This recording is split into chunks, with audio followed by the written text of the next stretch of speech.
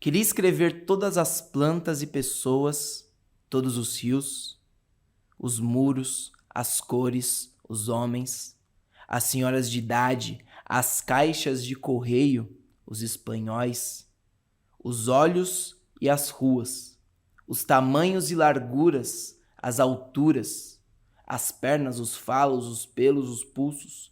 Queria escrever o ritmo das pedras, das estradas calçadas, das margaridas, escrever o que manda e o que obedece, o que cresce e o que padece de amparo, o que afunda, o que eclode, escrever o que não sabe e o que não cabe em lugar nenhum, e viver a escrita das coisas, não as coisas que não me cabem.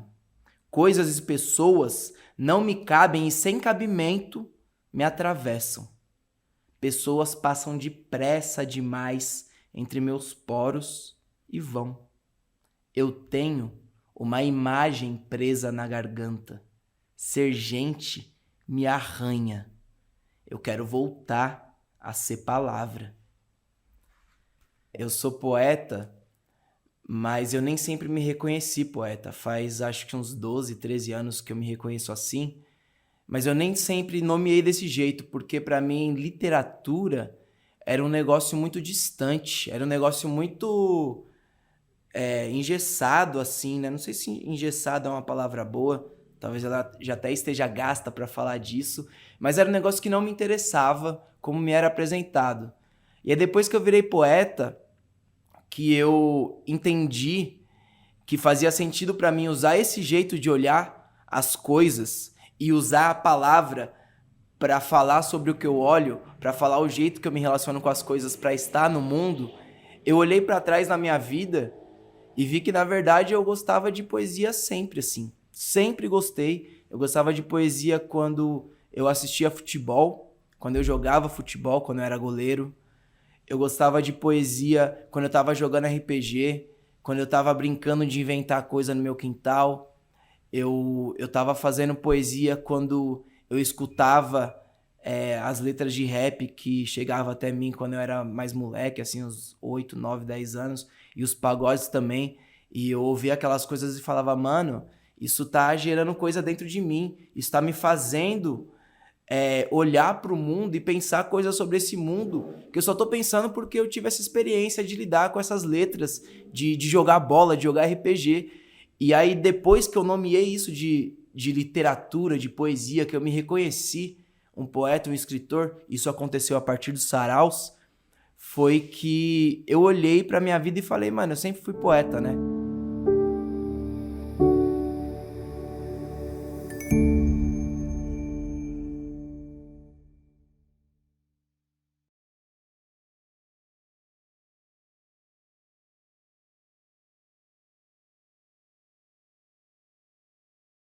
O poeta que desenha o cheiro das árvores adorna o homem que sente o cheiro das árvores. O que desenha o cheiro é ainda um ser bocó, que confunde as palavras, não sabe direito a função dos verbos. O bocó não sabe que o cheiro não pode ser desenhado, assim como a criança não sabe que a cor de um passarinho não se escuta. Os sentidos de um poeta são promíscuos. Estou trabalhando uns fragmentos de mim que pretendo colar para compor um livro. São pedaços de mim soltos por aí. Me lembra um mito dos índios guanás. Entre os índios guanás, a lacraia tem mito. Quando o menino a vê no terreiro, rebolando os 1000 anéis, corta logo o corpo dela, separa os anéis e os mistura no chão. Com pouco, a pobre cabeça começa a procurar os anéis. Se encontram, se desencontram, se encaixam às vezes certo, às vezes de retravés. Os índios falam que a lacraia vai para o céu, se conseguir se recompor no certo. Eu também tenho versos se procurando no chão. Se eu conseguir encaixá-los no certo, eu vou para o céu. Poesia para mim é a loucura das palavras, é o delírio verbal, a ressonância das letras e o ilogismo. Sempre achei que atrás da voz dos poetas moram crianças, bêbados, psicóticos. Sem eles a linguagem seria mesmal. Para ver o mundo com poesia, boto meu olho torto.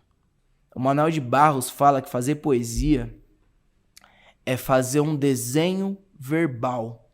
Ou seja, quando eu tô falando aqui, eu tô provocando imagens na cabeça de vocês. Do mesmo jeito que quando você lê um livro, muito provavelmente você imagina a cena na sua cabeça. Ou quando algum amigo, uma amiga sua, um amigo seu aí te conta um babado aí que aconteceu no final de semana, vai te narrando os acontecimentos, você também vai imaginando na sua cabeça. Quando você escuta uma palavra, seja ela qual for, que descreve uma situação, que está descrevendo a vida, que está nomeando as coisas do mundo, automaticamente o seu cérebro começa a buscar, a criar cenas na sua cabeça de acordo com o seu repertório. Não necessariamente é exatamente a palavra, o que aconteceu, a cena que aconteceu que o seu cérebro vai imaginar. Mas ele tenta aproximar para que tenha uma comunicação, para que o seu mundo, a sua vivência e a vivência dessa outra pessoa que está falando com você se encontrem e vocês consigam reproduzir, sentir esse momento por algum motivo. E aí, fazer literatura, fazer poesia, fazer arte da palavra, que aí inclui escrever poemas, contos, roteiros de cinema, peças de teatro, músicas, é conduzir as pessoas por esse caminho dessas imagens que você vai colocando na cabeça dela.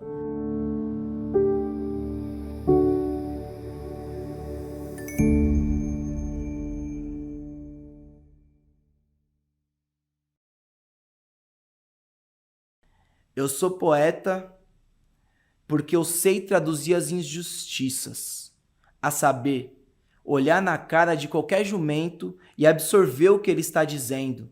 Eu aprofundo, escrevo para aprofundar. A palavra me deu unha. Eu sou poeta porque eu tenho muito o que contar, porque sei contar aqui no corpo do papel buscando solução. Poesia é buscar solução para a emoção. Então vamos lá.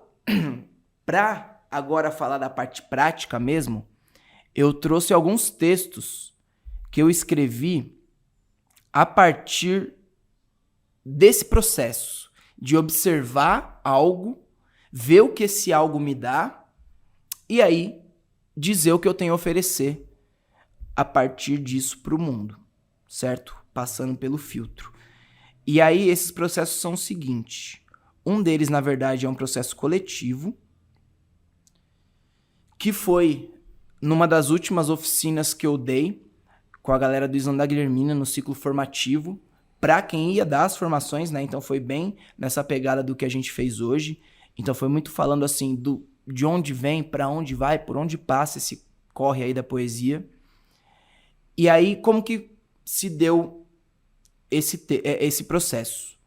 Eu pedi para a turma, a gente estava numa turma de umas 20 pessoas, eu acho, não me recordo exatamente, e eu pedi para a turma para que alguém dissesse uma imagem que elencou.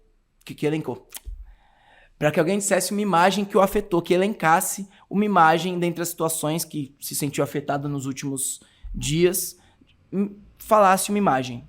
E aí um dos participantes disse assim, uma criança num campo bem aberto, que é um cemitério, na verdade, sozinha, com um chapéu de aniversário e outras crianças ao fundo empinando pipa. Essa foi a imagem que ele deu. E aí o que a gente fez enquanto turma que estava lá, essas quase 20 pessoas? Eu fui conduzindo para que a gente fosse dizendo quais são as imagens que chamaram aliás, quais elementos dessa imagem chamaram a atenção e quais outras imagens foram provocando na cabeça de cada um. E a gente foi dizendo, fomos analisando e dizendo assim, será que é o aniversário da criança? Porque o chapéu de aniversário chamou a atenção. Ou será que é o aniversário de alguém que morreu?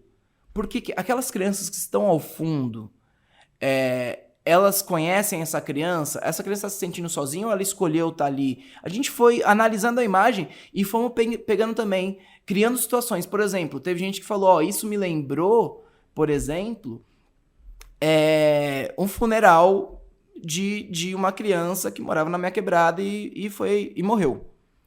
Beleza. Aí eu também trouxe, lembrou uma vez uma conversa que eu tive com a minha filha sobre o quanto... Na verdade, não foi uma conversa que eu tive com a minha filha, né? Mas algo que eu pensei a partir das conversas com a minha filha sobre o quanto a morte para ela é tranquilo. Ela... Foi uma situação que eu morava... Na casa que eu morava antes, que foi onde eu passei a pandemia, tinha uma senhorinha bem idosa. E aí, a gente se mudou. A gente nunca mais viu essa senhora. Até porque a senhora se mudou também.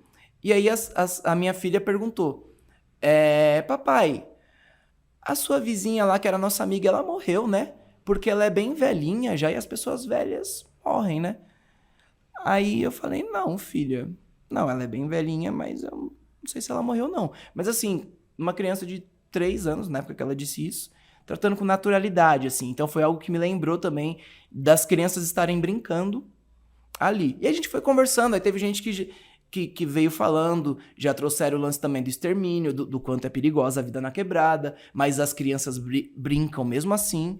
E aí a gente foi conversando sobre isso para, a partir de uma imagem, buscar outras imagens. Como o Manuel diz, ir catando esses restos, esses versos no chão. O Manuel fala do chão porque ele é um poeta que fala das coisas do chão, né?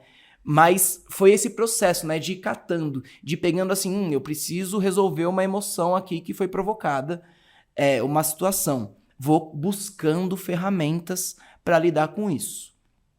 E aí, a gente teve imagens a partir da imagem. Um sentimento provocado, uma situação provocada, vamos agora construir o texto. O que é o texto?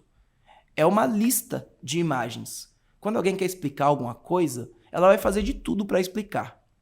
Chega alguém que está desesperado assim e quer falar para você sobre uma situação que aconteceu. Às vezes, com criança isso é muito comum, né? Às vezes elas estão criando repertório ainda para se fazer entender, e aí elas explicam de um jeito, e aí você pede, elas explicam de outro, vai tentando até esgotar as possibilidades. Um poema, um texto literário, ele é isso. É você mostrar de vários jeitos diferentes para as pessoas algo que você quer dizer.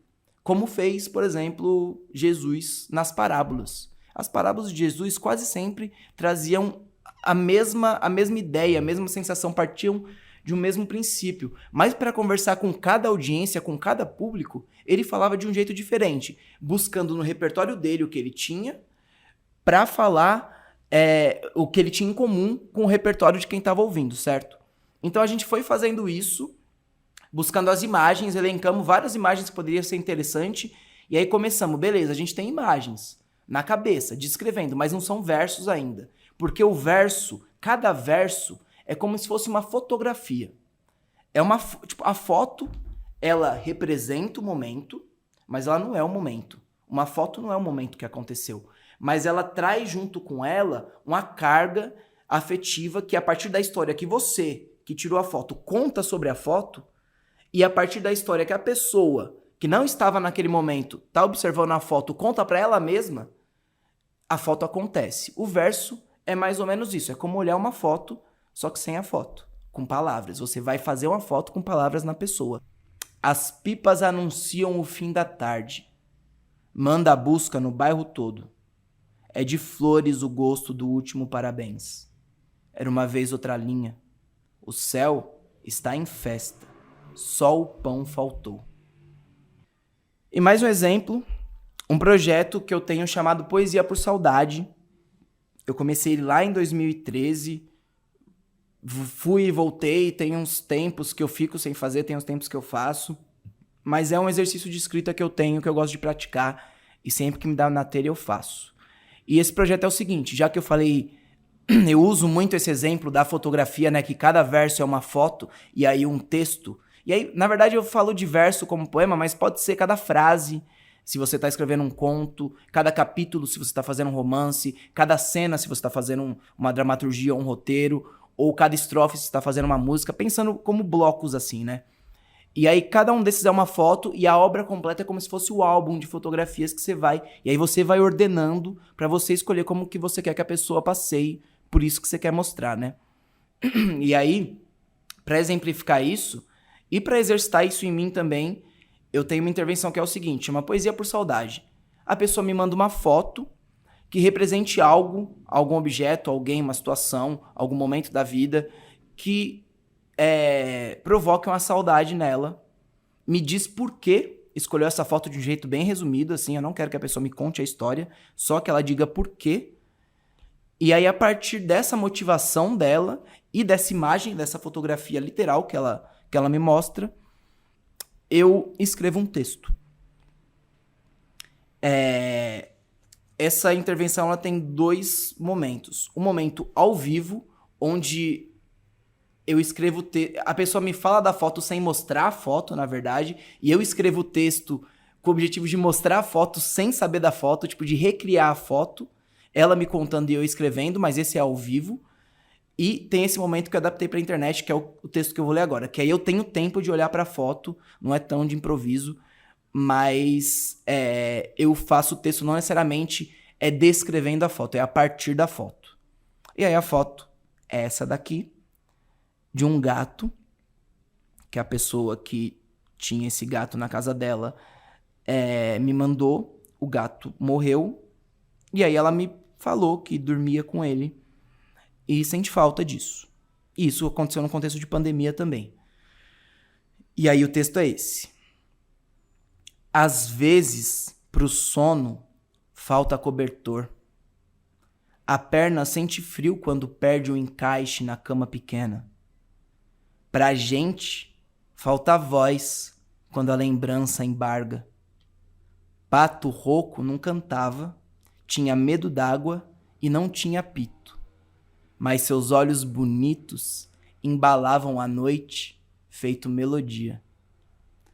E aí o processo desse texto é muito doido, porque o nome do gato era Pato Rouco, e aí a situação de saudade foi essa, né?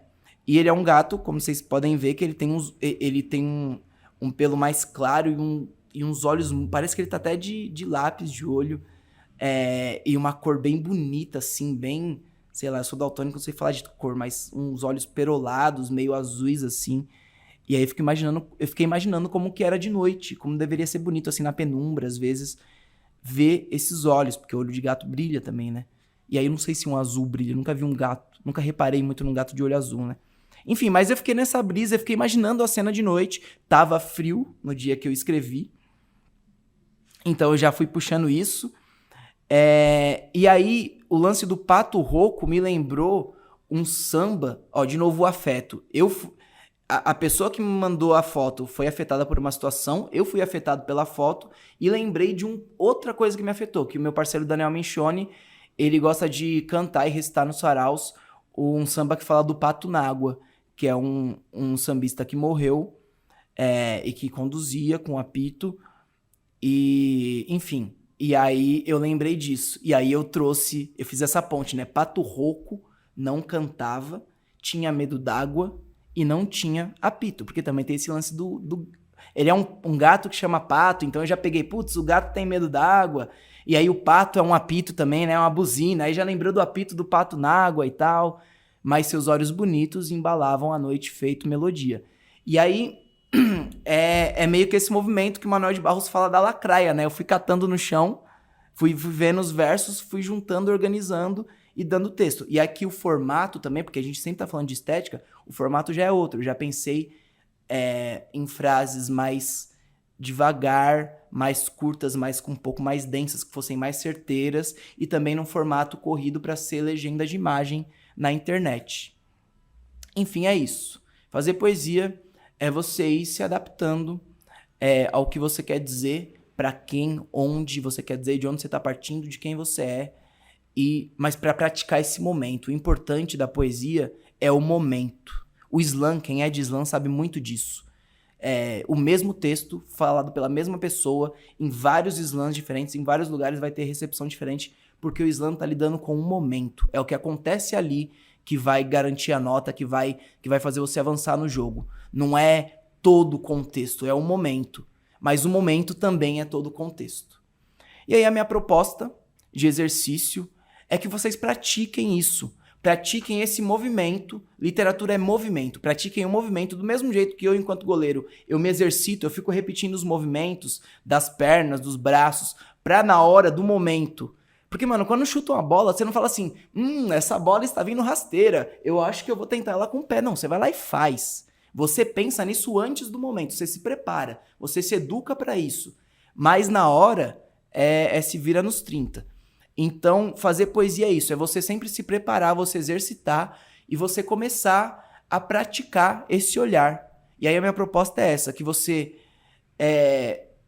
faça da sua rotina, pelo menos pelos próximos dias, esse movimento, que você comece a anotar, e aí pode ser gravando áudio para alguém ou para você mesmo num grupo, anotando num caderninho, fazendo desenho, anotando no celular, mas que você comece a anotar coisas, imagens que te afetaram nas coisas que você viveu. Então pode ser um verso de uma música que você gostou, uma frase curiosa que te chamou a atenção, que você ouviu alguém falar na rua, ou que você conversou com alguém, ou então uma cena que você viu e você anota mesmo as imagens, por exemplo, uma criança com algodão doce rosa e um vestido vermelho andando do lado do pai de mão dada numa avenida que tem uma pracinha, 2 moleque fumando ali sentado na pracinha que olharam para ela e deram um sorriso. Isso é uma cena. Isso é uma imagem, é uma cena. Você anotou ela em palavras e aí o verso você faz a partir disso nesse processo de ir buscando. E é que vocês, sem pressa, sabe? Sem pressa, pensando assim, vai anotando, deu vontade de fazer uma imagem a partir disso? Anota a imagem. Deu vontade de fazer um verso a partir da imagem? Anota o verso. Deu vontade de juntar outros versos? Junta. Deixa os versos vir. Deixa que vai vindo. Mas mais do que pensar, putz, eu quero fazer um poema, não.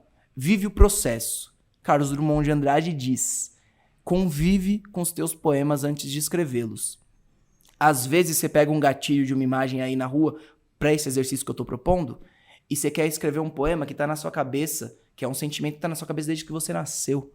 E aí o seu poema não começou ali na hora que você viu a imagem ou na hora que você registrou. Ele começou na sua vida. Então, o grande lance de fazer poesia é o que eu quero falar? Eu quero falar sobre violência policial? O que é que me afeta quando eu tô falando desse tema? E o que é que na minha vivência eu tenho de repertório para falar sobre isso de uma maneira que eu me sinta à vontade para falar e que eu consiga expandir esse assunto também, né? E que eu chame a atenção para as pessoas para mostrar o que eu sinto sobre isso.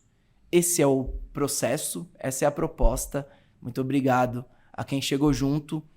O que fazer com esses textos que vocês vão escrevendo, ou não só os textos, as imagens, as descrições, qualquer anotação, qualquer coisa que surgiu a partir disso, eu sugiro que você fale para outras pessoas, compartilhe, fale em sarau, sei lá, fala no espelho, grava stories, ou, sei lá, fica relendo, e também, se quiser, tá aberto para você mandar para mim. As minhas redes sociais e o meu e-mail estão todos na descrição do vídeo, vão aparecer também aqui na tela. Manda para mim, e aí eu posso ir conversando com você, tanto para ler o texto, quanto para tirar dúvidas, quanto para para participar do processo também. De repente você quer até escrever alguma coisa em parceria comigo, ou em parceria com outras pessoas, sei lá. E é possível até a gente fazer encontros, chamadas de vídeo, aulas, oficinas, lives, a partir do que vocês fazem nesse vídeo. A ideia é que esse vídeo seja uma chamada para ação aí, para a gente movimentar e praticar esse negócio aí de fazer poesia, esse jeito de estar no mundo, certo? Valeu!